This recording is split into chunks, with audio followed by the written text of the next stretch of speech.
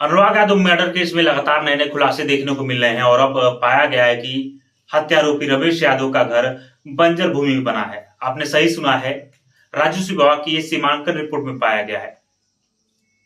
लगातार परिवार की मांग थी कि हत्यारोपी के घर बुलडोजर चले और उसके ऊपर कार्रवाई चले, लेकिन हर एक काम जांच के प्रक्रिया से होकर गुजरता है। और अब जब जांच हुई है तो रमेश यादव जो अनुराग का हत्यारोपी है उसका घर बंजर भूमि में पाया गया है और ये जांच ग्रामीणों और मृतक के परिवार की मांग पर किया गया है। देखने वाली बात होगी कि इस पे प्रशासन किस तरीके से कार्रवाई करता है। सोमवार को जब सीमांकन कराया गया, मौके पर मौजूद रहे हैं तहसीलदार और एसडीएम दोनों। अब जब ये सारे कुछ रिपोर्ट जिलाधिकारी के पास जाएगा तो देखने वाली बात होगी कि जिलाधिकारी इस पे किस तरीके से रुख अपनाते हैं, क्योंकि इस तरीके की घटनाएं भविष्य में ना हो, ये बहुत जरूरी है।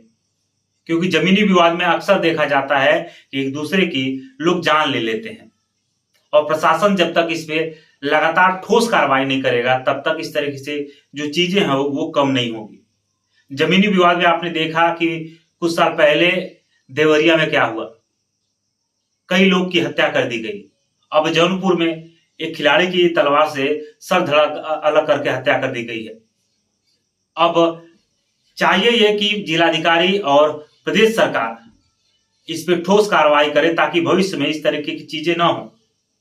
आपको बता दें, अनुराग हत्या के बाद जो अनुराग यादव का परिवार है बिल्कुल ये योगी जी से मांग कर रहा था कि योगी जी इस पे कार्रवाई करें, बुलडोजर चलाएं, लेकिन हर एक कार्य प्रक्रिया से गुजरता है और जब तक ये प्रक्रिया पूरी न हो जाए तब तक किसी पे भी कार्रवाई जल्दबाजी में करना भी उचित नहीं है।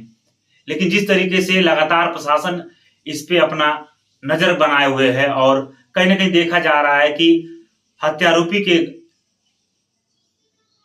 कहीं ना कहीं देखा जा रहा है कि अनुराग के परिवार लगातार योगी जी से मांग कर रहे थे, तो अब उनकी बातों को सुना गया है और जिला प्रशासन ने कार्रवाई की है और अब रमेश यादव जो आरोपी है उसका घर बंजर भूमि में पाया गया है।